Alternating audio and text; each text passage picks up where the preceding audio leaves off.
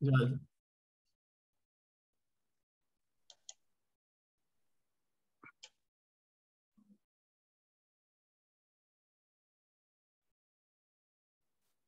Bien, para comenzar entonces, todos conocemos este mito, ¿no es cierto? Ujú.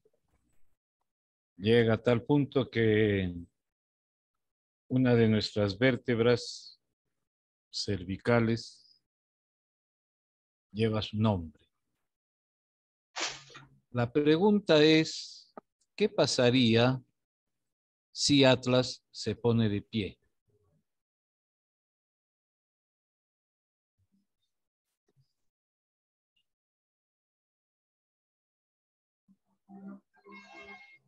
Alguno estará pensando, le sale una hernia, ¿no? Se quiebra el cuello. Sí, ustedes saben que él está destinado a cargar por castigo, ¿no? Y sostener el cielo. O sea que si se pone de pie, el mundo tocaría el cielo. Importante el mito de Atlas. Bien, haciendo un repaso de lo que hemos visto, en la primera sesión vimos al ser humano desde la lectura de la realidad y desde la revelación. En la segunda vimos los principios de la doctrina social de la Iglesia, el respeto irrestricto a la persona, el principio del bien común, el principio del destino universal de los bienes, el principio de subsidiariedad, el principio de participación y el principio de solidaridad. Ahora vamos a ver los valores fundamentales de la vida social.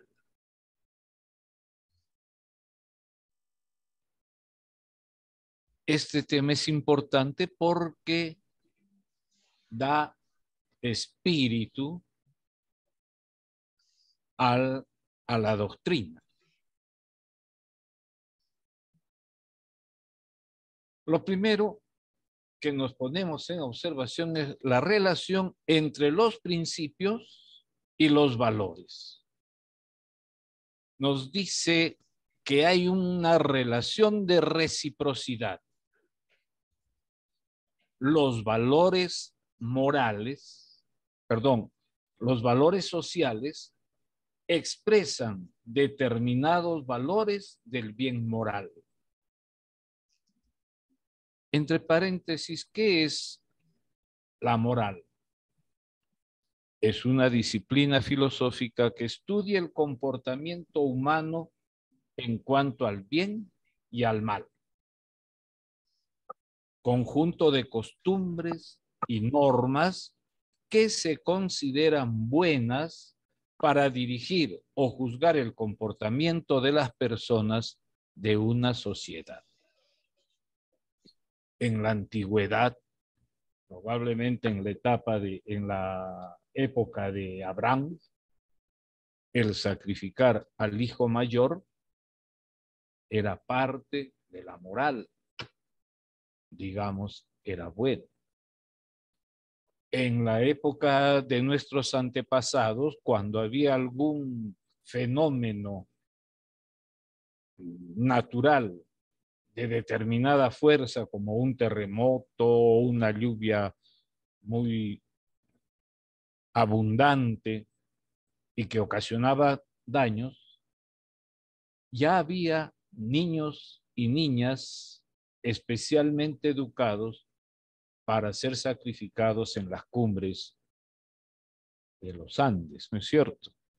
En Arequipa tenemos la niña Juanita, o mejor, la princesa del Ampato, y hay otros que se han encontrado en el Chachani.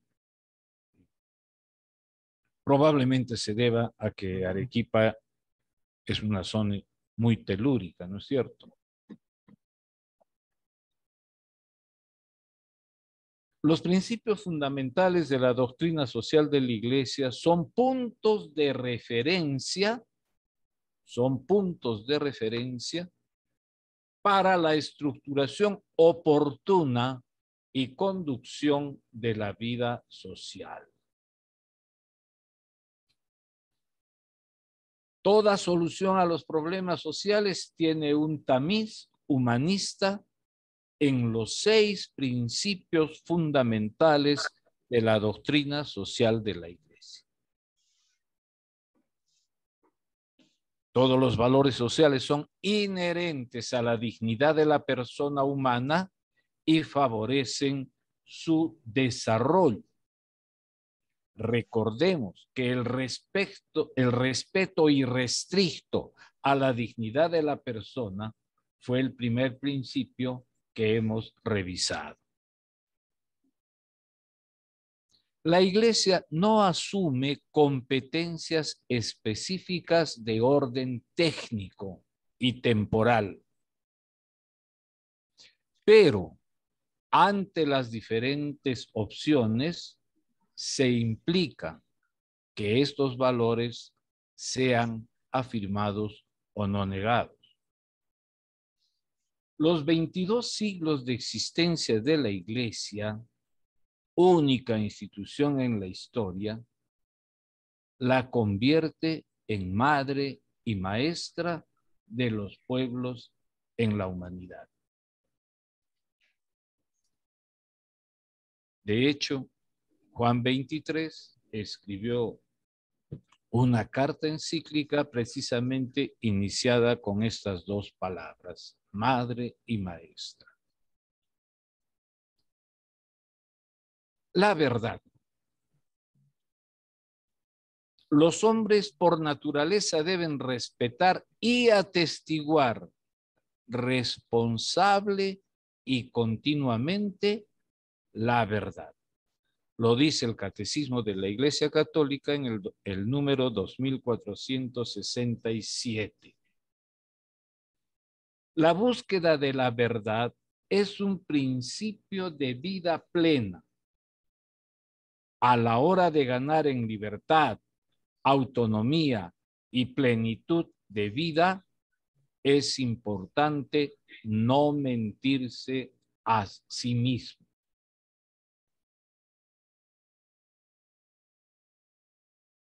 En nuestra cultura, era del conocimiento, es imprescindible un compromiso de todos por la búsqueda de la verdad para cambiar la opinión por una mayor aproximación a la verdad. Gaudium et Spes. Lo importante que es el factor educativo. Y aquí nos toca las puertas a muchos de nosotros que hemos ejercido o ejercemos la educación. Está dicho en Gaudium et Spes 61, Populorum Progressio 35, Solicitudo Rei Socialis 44. Junto a la verdad y a la búsqueda de la verdad, tenemos la libertad. Nuevamente Gaudium et Spes, número 17, nos dice: vera autem libertatis eximum est divina imaginis in hominis signum. La verdadera libertad es signo eminente de la imagen divina en el hombre. Toda persona humana tiene el derecho natural a que se le respete como ser libre y responsable. El valor de la libertad es expresión de la singularidad de cada persona humana. Cada miembro de la sociedad debe tener el respeto a realizar su propia vocación. Buscar la verdad.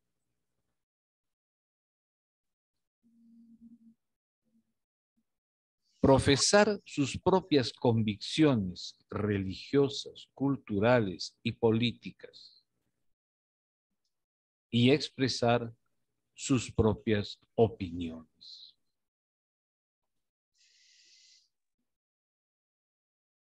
Todo ello debe realizarse en el marco jurídico de un sólido contexto. Recordemos que el bien común es otro de los principios de la doctrina social de la Iglesia.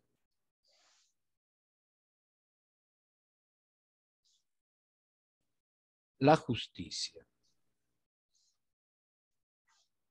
La justicia es un valor que acompaña al ejercicio de la virtud moral y cardinal.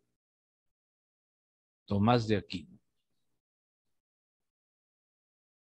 Es el acto continuo de respetar al otro como ser humano y su dignidad en el ámbito irrestricto de la sociedad y en el ámbito interactivo. El magisterio de la Iglesia invoca a respetar las formas clásicas de justicia. Justicia conmutativa, Aristóteles. La igualdad o equilibrio en el intercambio de bienes entre pares que se interviene para todo.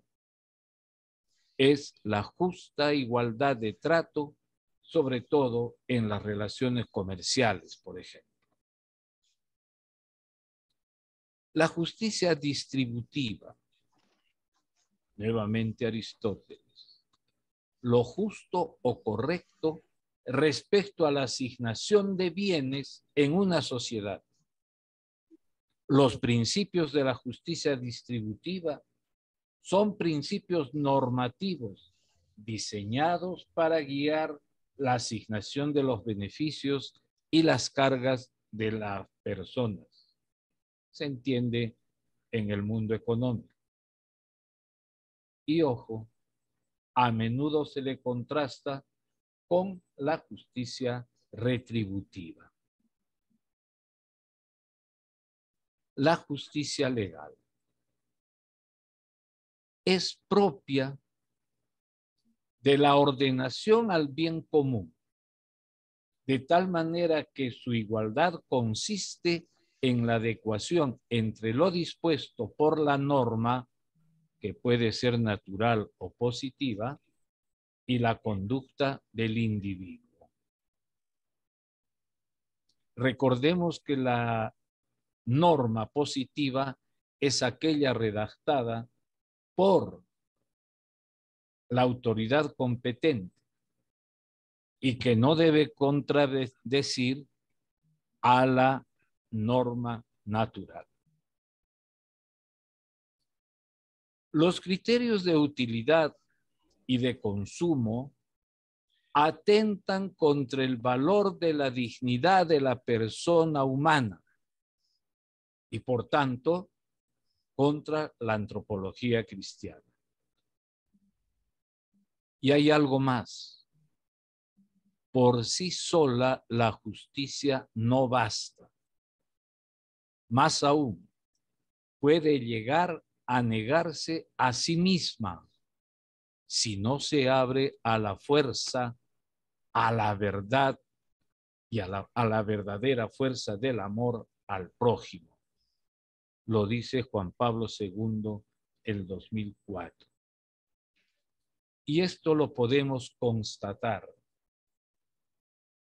porque cualquier acto supuestamente justo o una norma, por ejemplo, la pena de muerte para el que delinque, en el Perú tenemos el triste recuerdo del monstruo de Armendáriz.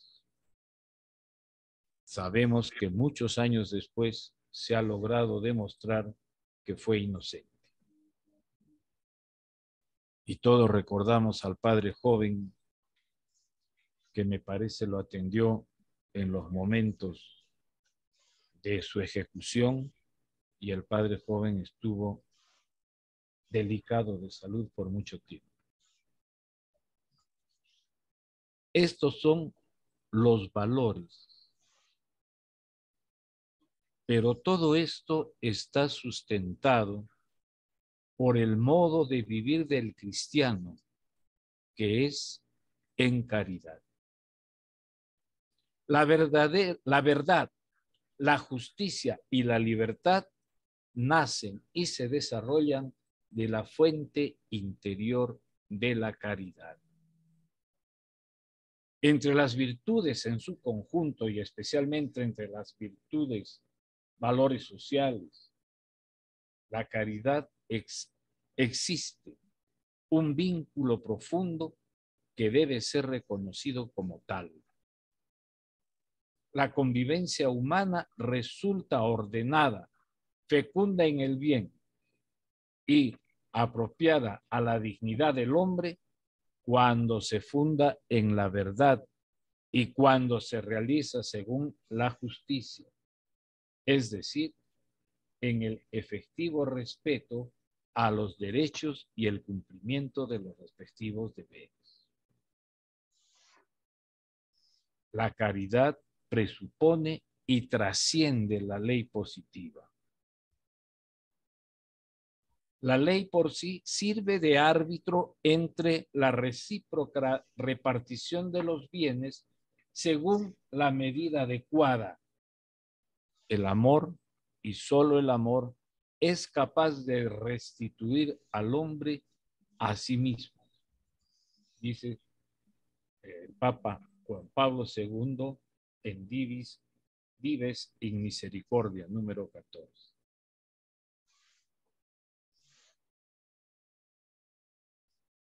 La Iglesia, nuevamente presente en 2000 y tantos años de la historia humana, señala que la experiencia del pasado y de nuestros tiempos demuestra que la ley positiva por sí sola no es suficiente.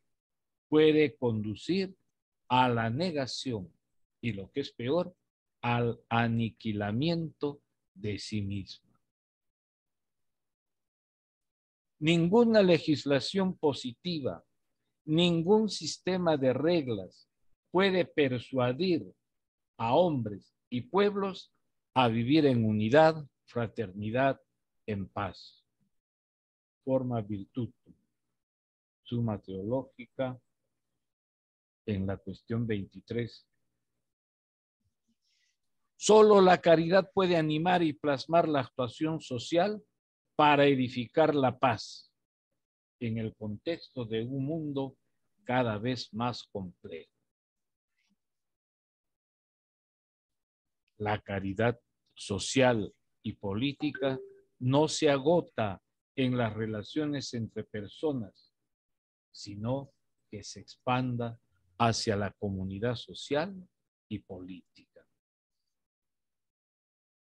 El prójimo, al que debemos amar, se presenta en una sociedad, de modo que la sociedad debe favorecer el desarrollo para desterrar su indigencia o socorrer su indigencia.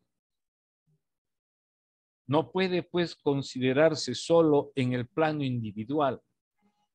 Por lo tanto, debe buscar la organización y estructuración de la sociedad de modo que nadie tenga que padecer miseria y condiciones infrahumanas de vida.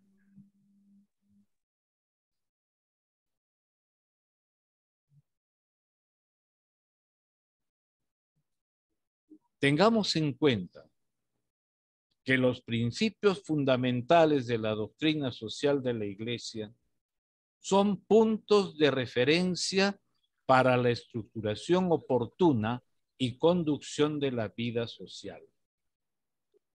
Tengamos presente que la Iglesia no asume competencias específicas de orden técnico y temporal, pero ante las diferentes opciones se implica que estos valores sean afirmados o no negados.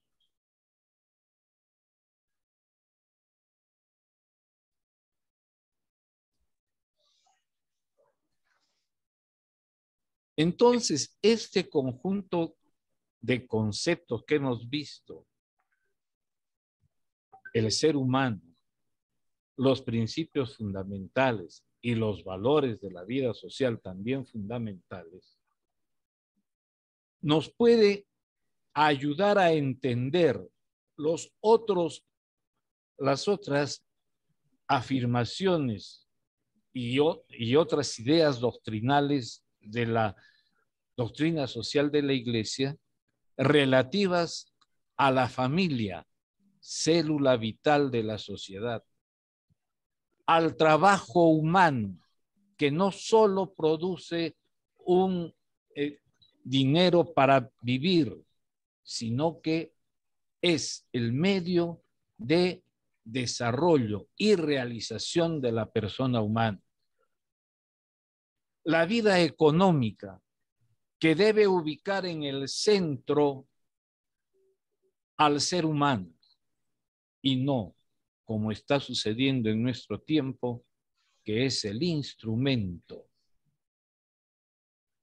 La comunidad política.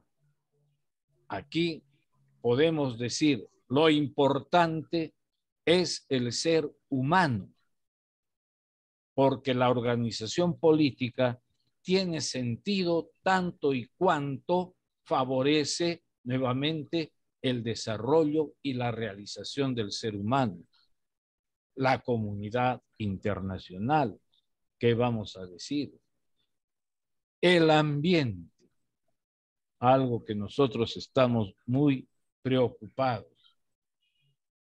Y no solo el ambiente entendido como la estructura material, sino otro ambiente que es mucho más importante o tan importante como este, que es la paz. Estos temas los trata la doctrina social de la Iglesia. ¿Y por qué no los he tratado yo? En primer lugar, por la limitación de tiempo, pero también porque la concepción del ser humano, los principios fundamentales y los valores fundamentales también pueden ser el tamiz de cada uno de estos problemas a los que afronta la doctrina social de la Iglesia. Y es probable que en el estudio de ello vamos a encontrar nuevamente el valor de la persona humana, la distribución universal de los bienes, la participación, etcétera, etcétera.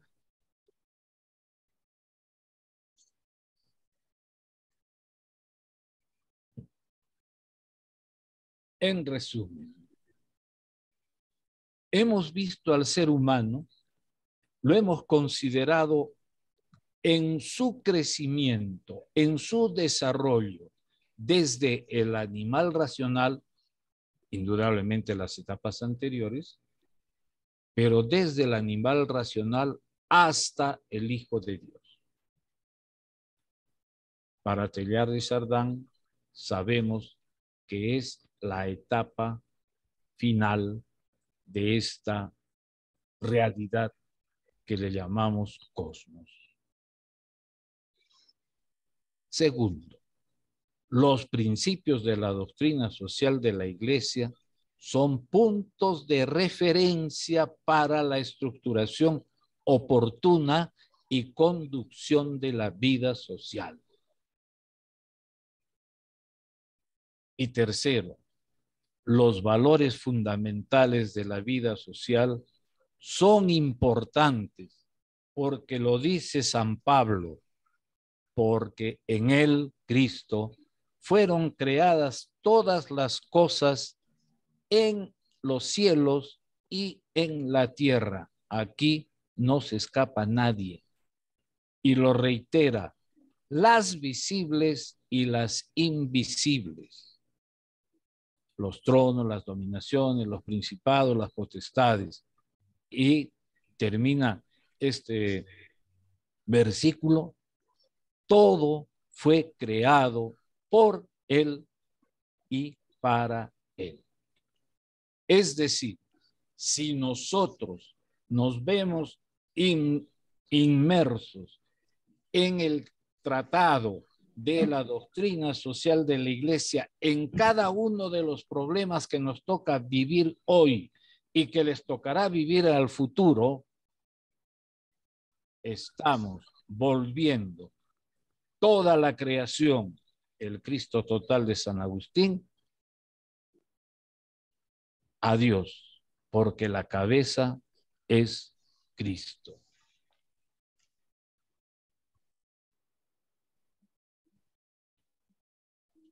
Y aquí volvemos a nuestro amigo. Fijémonos que el mundo tiene sus problemas, la familia, el trabajo, la economía, la política, las relaciones internacionales, el ambiente, la paz. Y me he permitido poner que todo esto está sostenido por dos brazos, principios y valores, y por un pecho ardiente, amor. Y decíamos, ¿qué pasa si Atlas se pone de pie? Decíamos, tocaba el cielo. ¿Y por qué me he permitido hacer esto? Porque la gloria de Dios es la realización armónica del ser humano. Y hacia eso camina la humanidad. Pero tenemos que caminar con las ideas claras para evitar los errores y que este camino sea cada vez más productivo. Y como ustedes saben, a mí me encanta relacionarnos en este estudio o en estos apuntes de la doctrina social de la Iglesia con nuestro gran padre, que cuando le hablaban de política, él respondió, mi política es la del Padre Nuestro. Y veamos el Padre Nuestro y veamos la doctrina social de la Iglesia. Padre nuestro que estás en el cielo. El ser humano, desde la razón y desde la revelación, todos hermanos. Santificado sea tu nombre. La gloria de Dios es la realización armónica del ser humano, armónica consigo mismo, armónica con su sociedad, armónica con su ambiente y armónica con el cosmos. Venga a nosotros tu reino. Venga aquí y ahora. Como lo dije en una oportunidad, no cuando se acabe la historia, sino desde ahora. Esa es nuestra tarea, desde ahora. Hágase tu voluntad en el cielo como en la tierra. La felicidad individual y colectiva del ser humano. Danos hoy nuestro pan de cada día, el destino universal de los bienes. Perdónanos nuestras deudas como nosotros perdonamos a nuestros deudores. ¿Acaso no es el ama a tu prójimo como a ti mismo? No nos dejes caer en la tentación, esa dicotomía de conocimiento y acción, esa dicotomía que tenemos en esa intuición por la verdad que la han demostrado el ser humano desde la antigüedad hasta hoy y que a veces o generalmente queremos acallarlo. Y finalmente, líbranos del mal, es decir, líbranos de oponernos a todo lo que estamos pidiendo arriba, que sería la destrucción de la humanidad y no habría esta relación de todo fue creado por Él y para Él.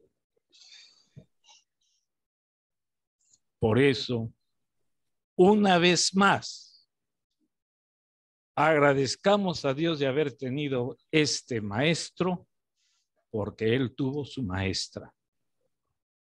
Se lo dijo Jesús a los 9 años.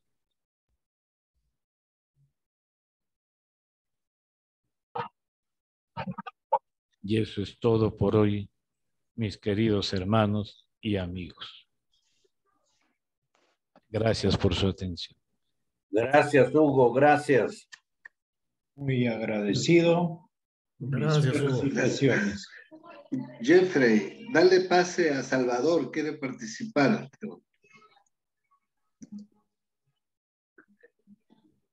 Gracias, Huguito. Buenas.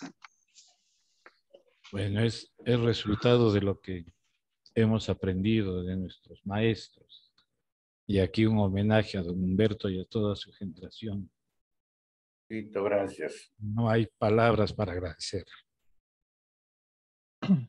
Gracias, Hugo.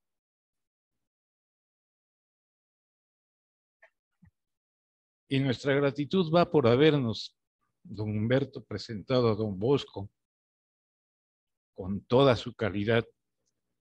Un hombre que parecía del siglo XVIII, sin embargo, llega hasta nuestro tiempo y sabe Dios qué más cosas descubriremos de don Bosco en los siglos venideros.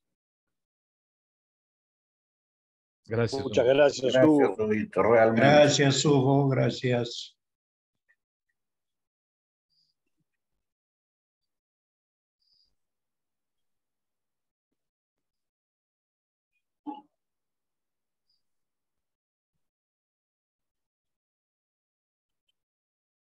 ¿Algún comentario, pues?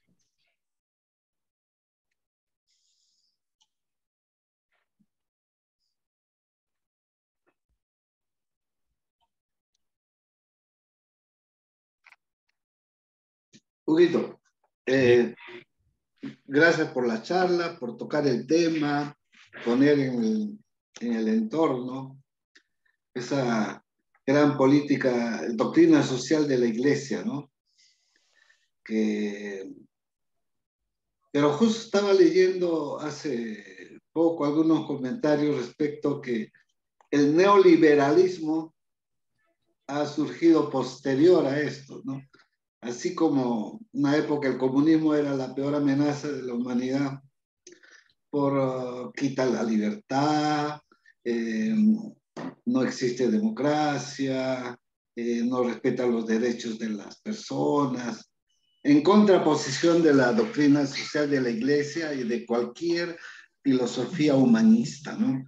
O sea, el comunismo, el socialismo, declaradamente no buscan un bien colectivo igualitario, y menos lo hacen con amor ni en democracia, ¿no? Por ahí no vayamos, por ahí ya sabemos que ese camino es así.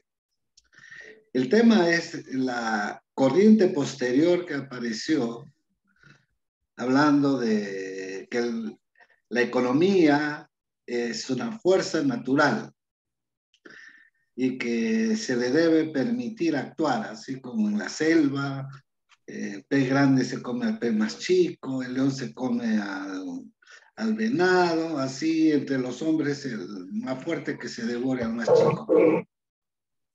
Y el mercado, solito, grandioso, va a buscar un equilibrio. Entonces, y así surgió pues ya la última corriente, que está la que ha generado la desigualdad más gigantesca que se podía especular. Y eso se llama el liberalismo, pues el ultraliberalismo. ¿Qué comentario tienes tú a ese respecto y frente a la doctrina social de la Iglesia que fue marginada, fue opacada, fue dejada de lado en estos últimos años? Primera cosa, en la universidad en la que yo trabajaba, los economistas se plantearon poner en el centro de la economía al ser humano. Una tarea muy difícil, y comprenderás que eso va contracorriente. Por supuesto que cualquier economista de esta universidad que logre una síntesis maravillosa, no le van a dar el premio Nobel en economía. Porque tú mismo me has dicho, las leyes del mercado, ¿quién las pone? Los que tienen el mercado. Los dueños del mercado. ¿No es cierto? Te contestaría un poquito más. Interesante la pregunta. Es como dijo Platón, ¿no? Hay grupos humanos. Si van a manejar el mercado los fuertes, los militares, los brutos, son unos. Si lo manejan los mercaderes, los que comercian, los que sacan ventaja, lo van a manejar de otra forma. Si lo manejan los artesanos, los que fabrican, los que producen, de otra forma. Y si lo manejan los que no saben nada y que solo trabajan como obreros y todo, entonces ese mercado tiene que ser gobernado idóneamente. Y hay los peores casos, pues, ¿no? De todas las combinaciones posibles. Entonces, eso quería completar a la respuesta de Carlitos Bacaseda. Claro, porque tengamos presente que Platón, en su concepción del ser humano, considera que el ser humano nace del castigo al alma preexistente al ser humano, que pierde su calidad de alma para ser encarcelada en un cuerpo. Y según la degradación de sus cualidades, es gobernante, es empresario, es comerciante, es obrero. Bueno, ¿Te descansa. das cuenta? Y los peores los encarnan en los políticos. Mire desde Hasta qué uno habló tiempo. de los políticos. Miren que desde qué tiempo, ¿no? Pero nosotros tenemos también nuestra versión. Y son, como ya lo dije en alguna ocasión, que hemos nacido pues con una falla. Nos falta a lo largo de nuestra vida relacionar adecuadamente el conocimiento y la acción. Dicho de otra manera, tenemos 7 grandes inclinaciones que atentan contra esta marcha. Y debemos pensar que estas 7 inclinaciones que atentan contra nuestra marcha es adecuada porque como hemos sido creados incompletos y como hemos sido creados racionales y como hemos sido creados con afecto y como hemos sido creados con muchas cualidades, nuestro trabajo es armonizarlas. Ese es nuestro trabajo. Esto lo hemos escuchado en las aulas de Don Bosco, pero no lo escuchamos en cualquier aula. En cualquier aula escuchamos estudia y triunfa. ¿No es cierto? ¿Qué es el triunfo? Hoy en educación hablamos de competencia. Entre paréntesis, nuestro presidente entiende mal lo que es competencia, ¿no? Es la capacidad de respuesta a los problemas, no es quién gana. Y la capacidad de respuesta a los problemas es del individuo pensando en la comunidad para que la comunidad revierta también al individuo. Y esto no lo va a determinar ninguna ley. Sí lo va a determinar el amor al prójimo.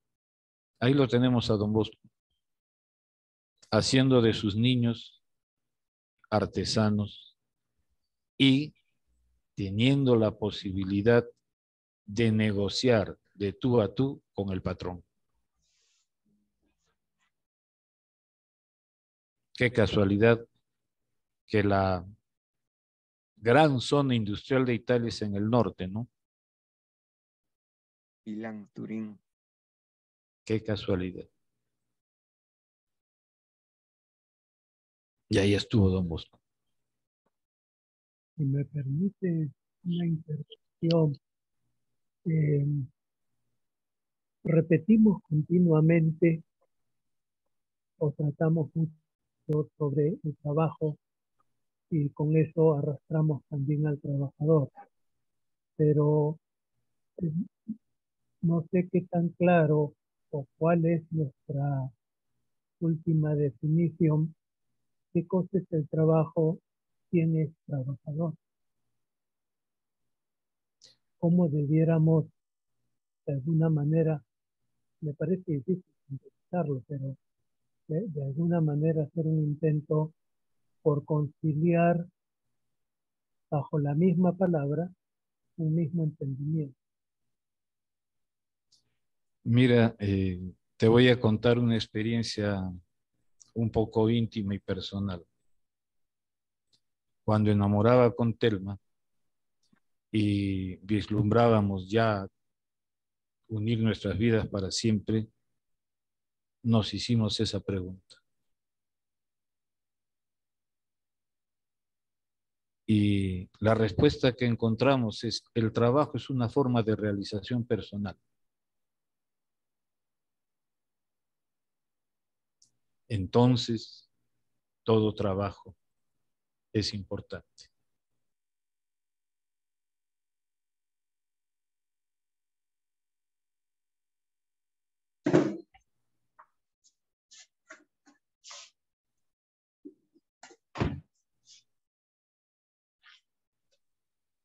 Y de ahí se derivan otras cosas, ¿no? El respeto al trabajador,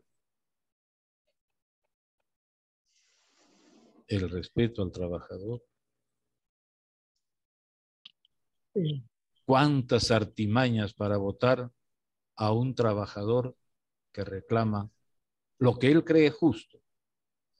Y en lugar de dialogar y decir lo que tú estás pidiendo no es justo, chao.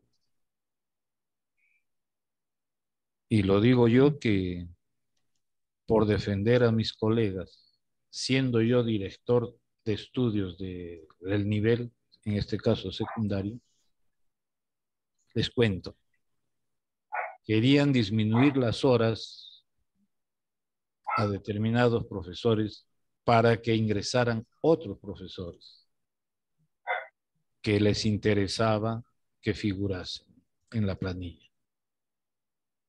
Y yo me opuse porque no era legal reducir el número de horas a los profesores. No era legal. Me costó el trabajo y el pan de mis hijos. 2 veces. Pero Dios es grande. Y gracias nuevamente a los salesianos y a don Bosco. Nunca he buscado trabajo. El trabajo me ha buscado a mí. Yo también lo puedo asegurar. Esa es la grandeza. Por eso, don Bosco. Creo que muy difícil que no estemos de acuerdo con una definición así, porque de alguna manera nos satisface a todos, cada uno, pero pone sobre la mesa el tema de la autopercepción, algo parecido con esta cuestión de la identidad de género. La percepción sobre qué es trabajo, y entonces la justicia va a derivar en función a lo que a mí me parece. Lógicamente,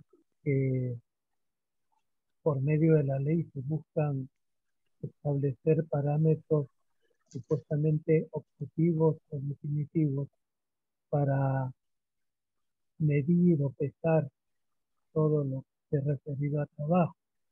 Pero no sé si estoy equivocado.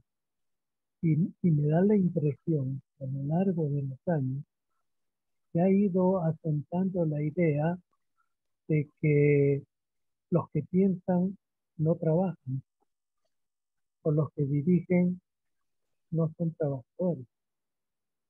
Y como que el trabajo es solamente, como algún grupo definiría políticamente, trabajadores intelectuales y manuales, ¿no?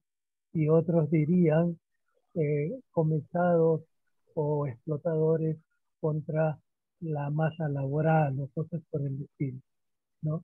Con lo cual, la definición de trabajo sigue flotando en el espacio y el trabajador navegando en aguas profundas sin saber cómo flotar, porque finalmente, ¿quién se mete a hacer empresa si se va a convertir en enemigo del pueblo?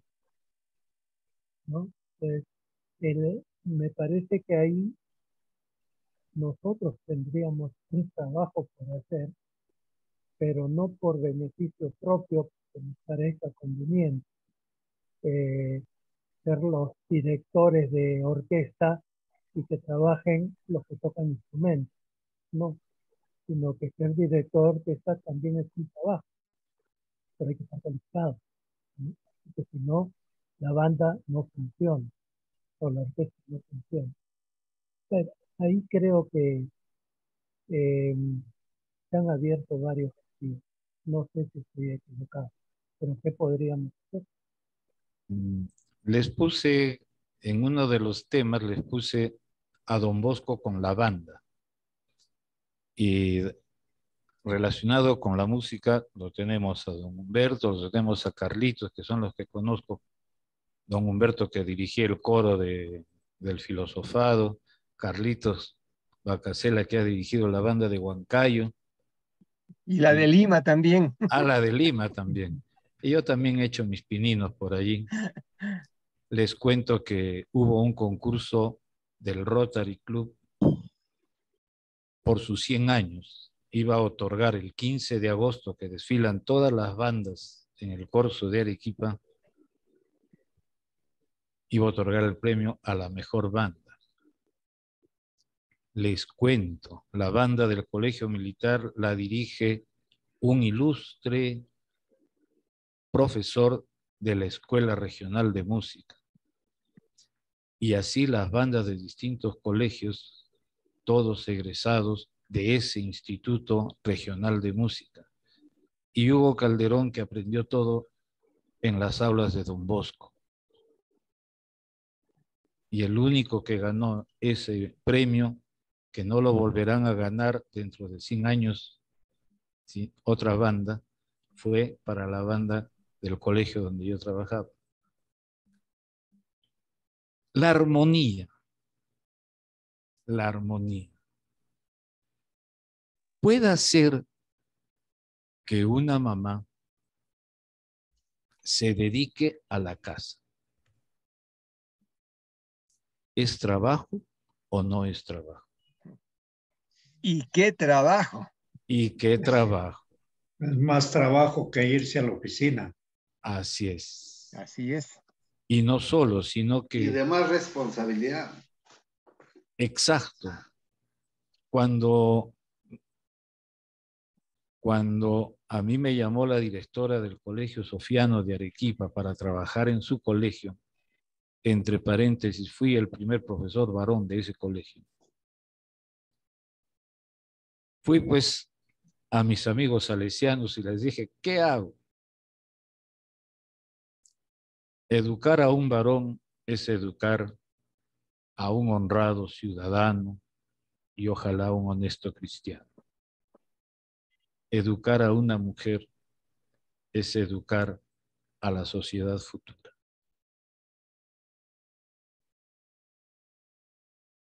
Qué trabajazo, ¿no es cierto?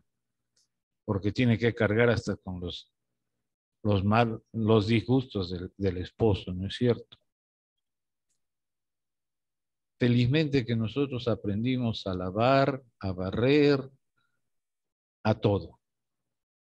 Y para nosotros cooperar en el trabajo de la casa, subrayo, trabajo de la casa, no de la esposa. Es lo común, ¿no es cierto? Claro.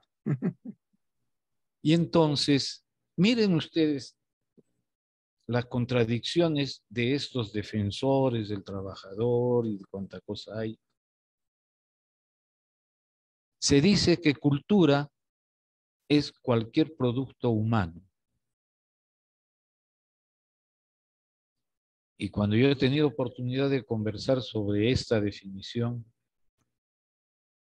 he empleado este razonamiento. Cultura viene de cultivo. Y cultivo no es tirar la semilla y que crezca y echarle agua a ver si crece. ¿No es cierto? Entonces, cualquier producto humano no puede ser cultura. Sin embargo, el trabajo más delicado, que es el cultivar al ser humano, es despreciado. Y los que somos profesores y hemos ejercido nuestro trabajo en las aulas, sabemos que somos despreciados.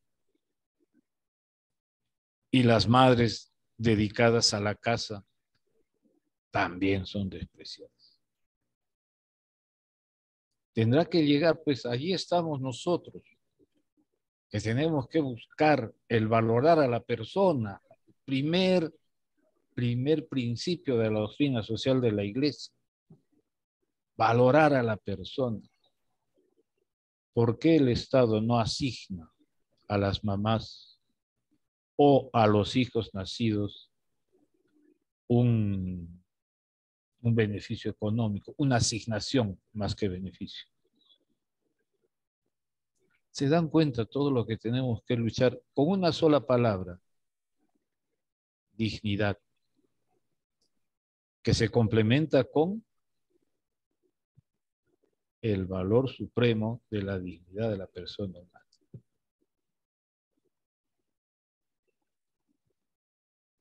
Hay mucho que hacer, pero para eso tenemos que tener las ideas claras, ¿no es cierto? Porque los sindicatos luchan por una remuneración justa. Por eso es que presentan en el pliego de reclamos como 20, pero se contentan con resolver, vamos a generalizar, vamos a aumentar ya, 5. ¿Por qué? Porque los otros 15 quedan para los siguientes años, pues si no, ¿qué huelga hacen al año siguiente? Y por debajo de la mesa, ¿no es cierto?, hay algún arreglo, que en Arequipa surgió la palabra, ¿no? Y para mis lentejas, ¿se acuerdan, no?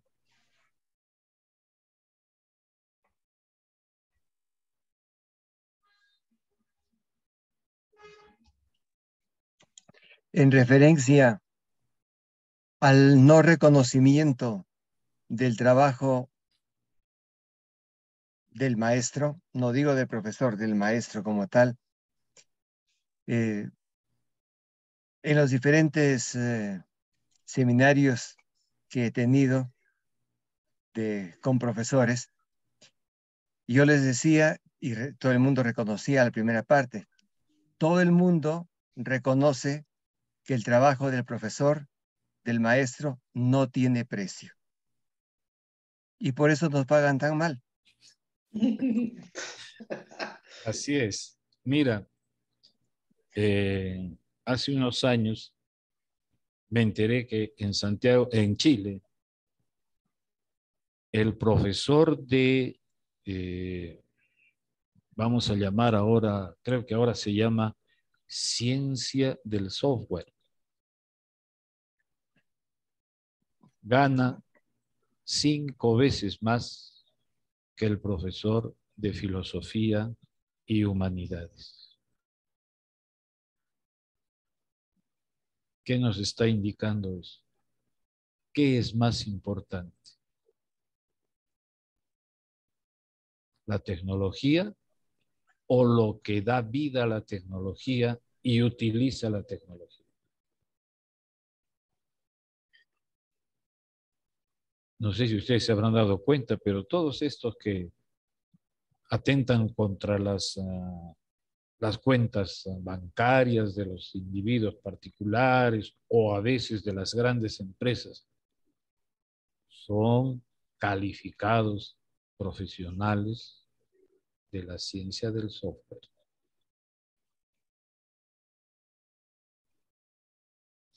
Díganme ustedes, colegios en el Perú que se caen y no tienen más de 15 años, que los profesionales no supieron calcular bien los materiales, fueron desaprobados en la universidad.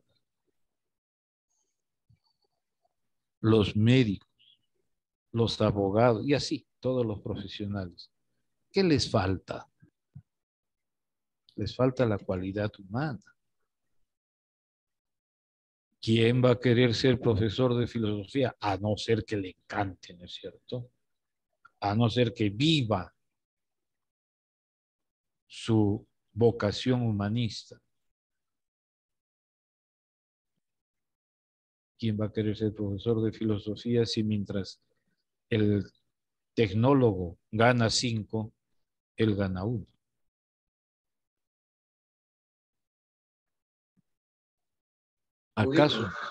¿Acaso no les hemos dicho a nuestros hijos, tú quieres ser profesor? Estás loco, hijo. Vas a morir pobre igual que yo.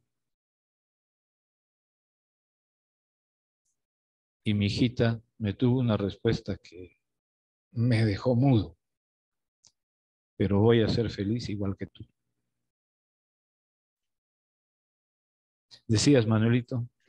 Sí, hablando de la educación, que es tan importante.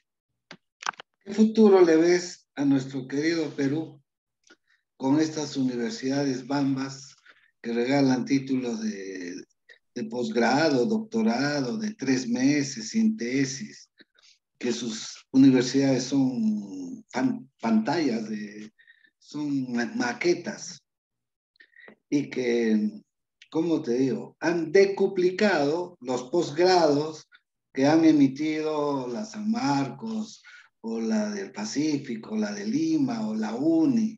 Ese grupo de auténticos posgrados, o grados, ya incluyendo grado, posgrado y doctorado, tenemos, por decir ya casi como, digamos, 2 millones de profesionales, con doctorado y todo, ¿no? Pero solamente 30.000 personas, 30.000 de millón, ¿eh? Tendrán capacidad, habilidad. El resto o es negocio, le regalaron el título, o no han aprendido nada, o lo han usado como lavado de narcotráfico, no sé. ¿Cómo ves tú la educación, a ver, ahorita de Perú? Es un problema de personas, porque esas universidades de las cuales estás hablando Es un problema social, es un problema social. Tienen autorización de la SUNEDU, por si acaso. Tienen autorización de la SUNEDU. Y sabemos que alguna universidad que funcionaba en un garaje tuvo autorización de la SUNEDU.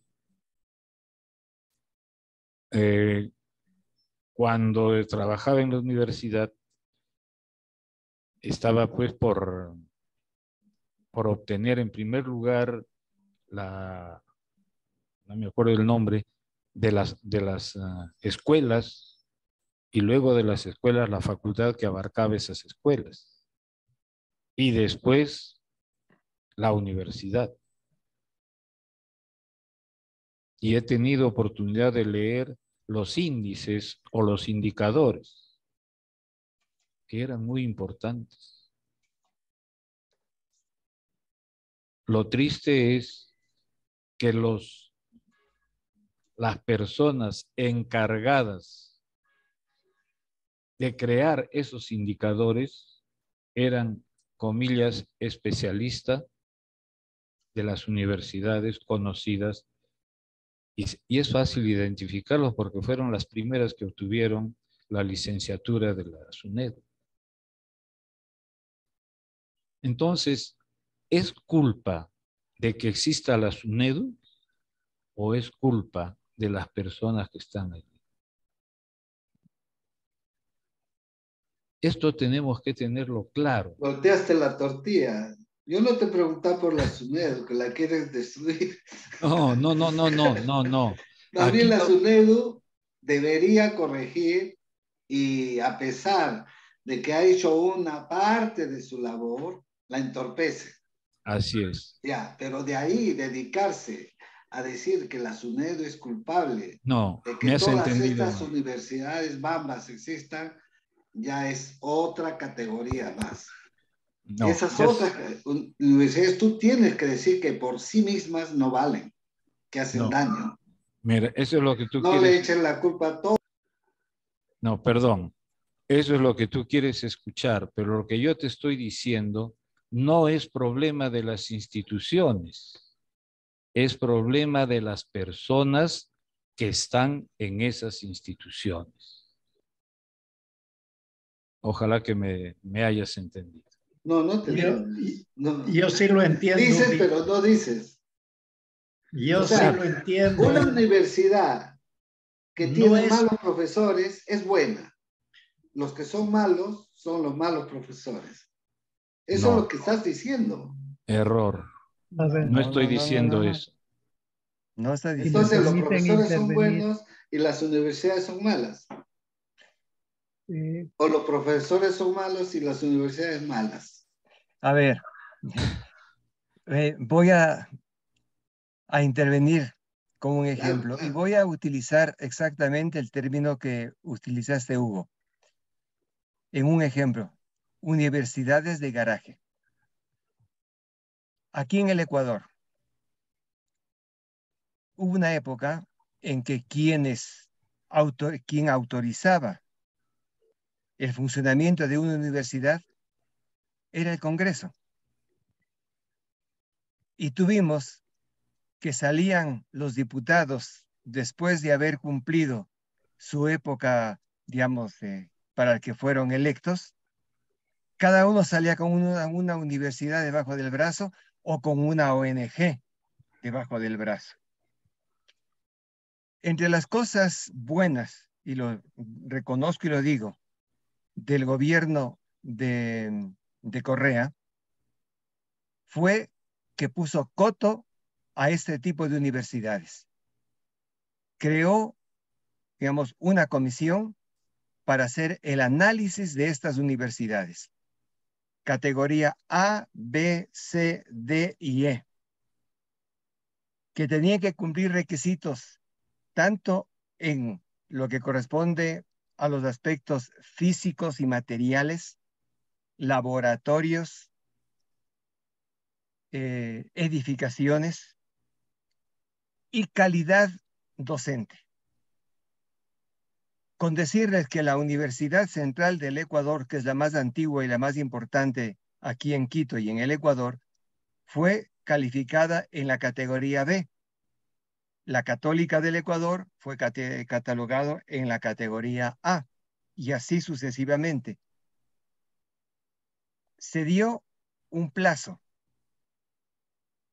de 3 años para que aquellas universidades de la categoría B, C y D accedan a llegar mínimo a la categoría C. Todas aquellas otras que no cumplieron, las que fueron catalogadas como categoría D, fueron eliminadas de raíz. A los estudiantes se les dio la oportunidad de que rindan pruebas para poder acceder a otras universidades, reconociéndole los estudios ya antes realizados. Pasados los 3 años, desaparecieron más del 60% de las universidades de garaje que existían aquí en el Ecuador. Se les dio a los de la categoría C otro plazo para que puedan acceder a la categoría B. Y solamente están funcionando los de la categoría A y de la categoría B. Todas las otras desaparecieron. Eso es decisión política. Si no hay la decisión política, discúlpeme, no podemos hacer nada. Aquí también existe, digamos, es el CONACYT, el Consejo Nacional de Ciencia y Tecnología, que tiene que ver, pero actualmente lo que corresponde a la creación de universidades no pasa por el ámbito político, sino que pasa por una serie de cribas dentro de los aspectos de ciencia, educación. Y actualmente, disculpen, para poder ser profesor en una universidad aquí en el Ecuador, ya no se requiere título de tercer nivel. O sea que los que somos licenciados ya no podemos trabajar en universidades. Se requiere como mínimo masterado y doctorado. Entonces, si no tomamos el toro por las astas, las universidades estas de garaje seguirán sacando profesionales con los cuales ninguno de los profesores le estaría confiando ni que le construyan la casa ni que le opere. Carlitos, ¿tú estás al tanto de lo que está ocurriendo en las universidades peruanas con la SUNEDU y la participación política? No, no estoy al tanto. Mira, qué curioso, porque justamente ese tipo de acción se ha querido hacer. Se empezó en el gobierno de Humala, creando a la SUNEDU para reestructurar a todas estas universidades de garaje y descalificó a varias. Pero esas universidades de garaje tienen muchos políticos como operadores. Hay un partido político que tiene una universidad con equipos de fútbol y que compra la fiscalía, y el otro tiene otro montón de congresistas con otros partidos políticos y regala títulos a todos los jueces. Entonces son organizaciones que no se dedican a la... Algunos son hasta de lavado de dinero del narcotráfico, como las universidades a las peruanas. Entonces, estos se han puesto de acuerdo y no dejan actuar a la SUNEDU, y hay una lucha de 10 años ya en eso. Te quería informar porque poco a poco te puedes leer en algún momento algún resumen de la triste realidad de la universidad peruana, ¿no? Pero lo que te decía, eso se requiere una decisión política fuerte. En este caso se toma y hay que tomar al toro por los cuernos y hay que cortar por lo sano. Si no hay decisión política, no vamos a conseguir nada. Y lamentablemente, como te decía, aquí el grave problema tuvimos es que salían los congresistas al terminar su periodo con una universidad bajo el brazo o con alguna ONG bajo el brazo. Y esa es la pregunta, ¿no? Aprovechando la alusión que alguien hizo de Platón. ¿Es malo ser político? No. Pero sí hay políticos malos. Abundan. Entonces, la pregunta es, ¿la profesión de político es mala?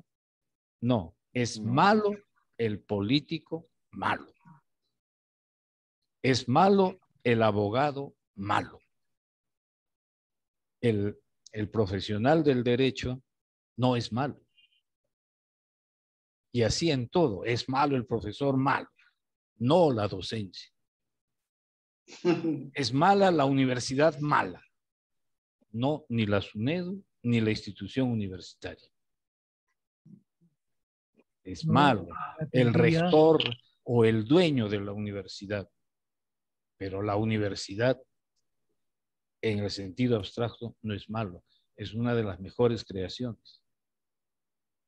Pero desgraciadamente tenemos seres que juntan el poder con sus intereses y entonces destruyen la institucionalidad. Cuando hay contubernio, ahí está. Les cuento que en esta primera calificación, la Universidad Politécnica Salesiana fue calificada en la categoría B. Y en 3 años, sobre todo porque tuvo que cambiar un buen número de profesores a los que les obligó a hacerse la maestría, en 3 años pasó a como está actualmente en la categoría A, al mismo nivel que la Católica, que la Politécnica Nacional y cosas por el estilo. Y una recomendación para Manuel. Sería importante que esos grados de maestría y de doctorado sean otorgados por una universidad diferente a la que trabaja.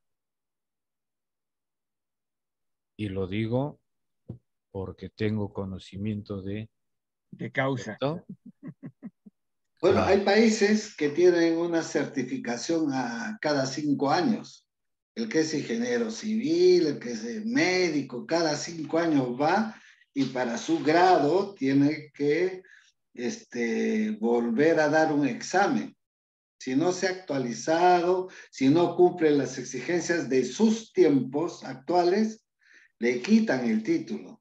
Y para la maestría, el doctorado, tienen programas ya estructurados de actualización. Lo que pasa es que ellos son más serios y más honestos en esto. Acá en el Perú es de lo peor. Mira el ejemplo que tenemos en Ecuador. No sabía que ahí sí había un mejor manejo a las universidades. Pero Gracias, Carlitos. aquí hay un error de concepción.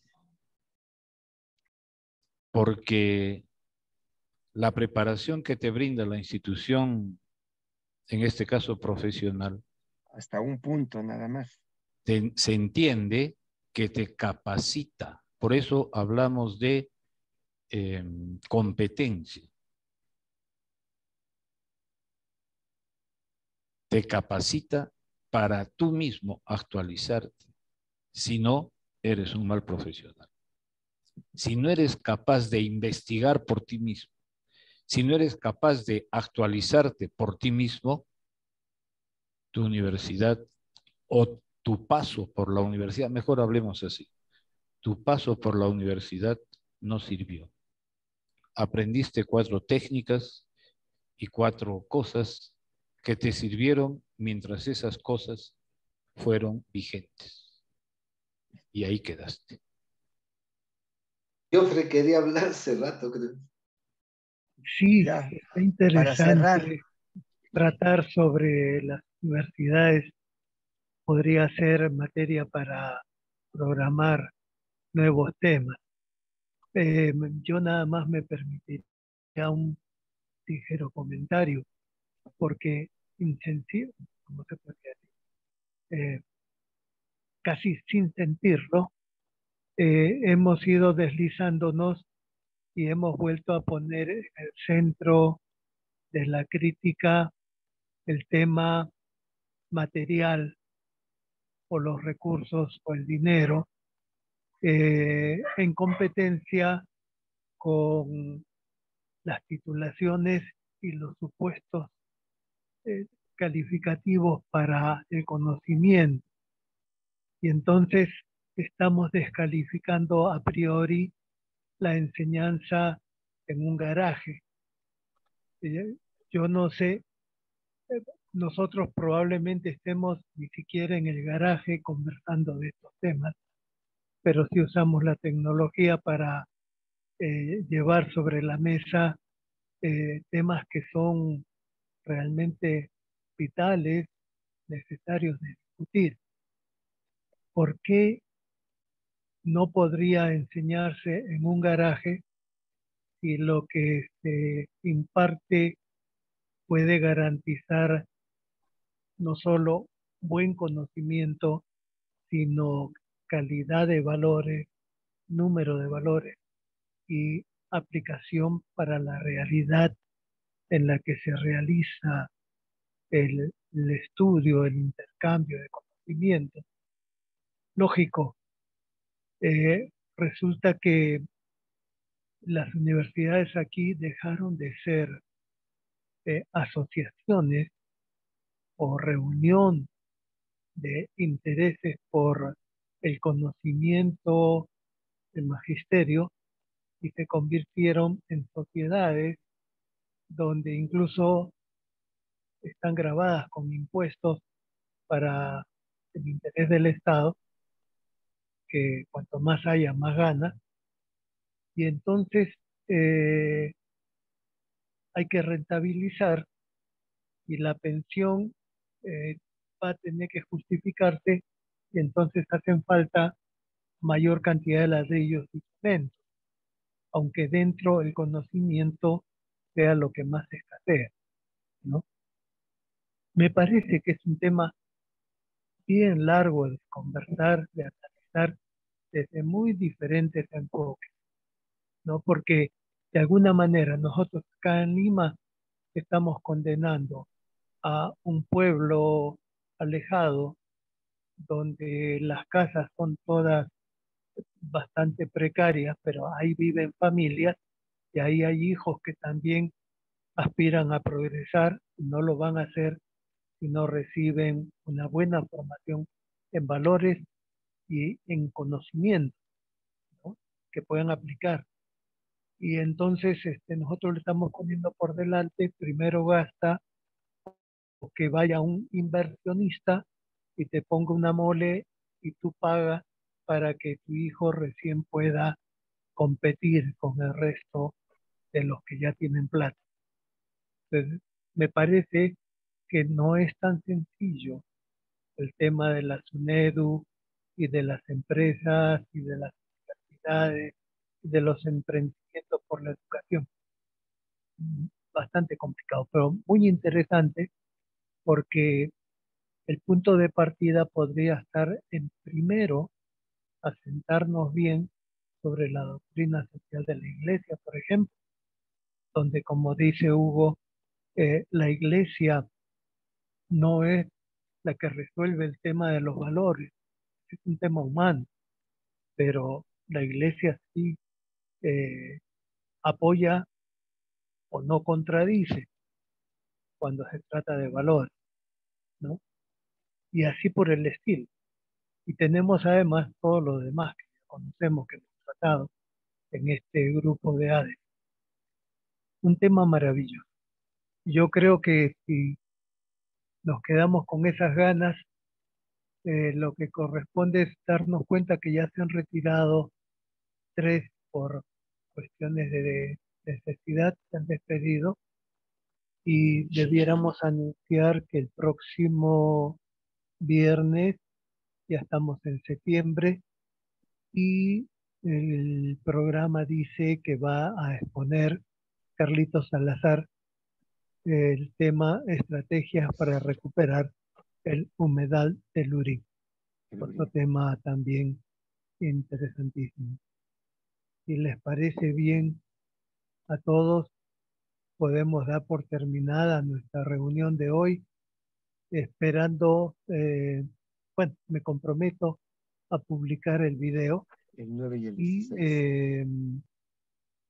cualquier cosa, creo que seguiremos a través del WhatsApp o intercambiaremos comentarios a ver si conseguimos que otros que están en el grupo WhatsApp se animen a participar en lo que hasta ahora parece difícil, ¿no? Pero sería muy importante.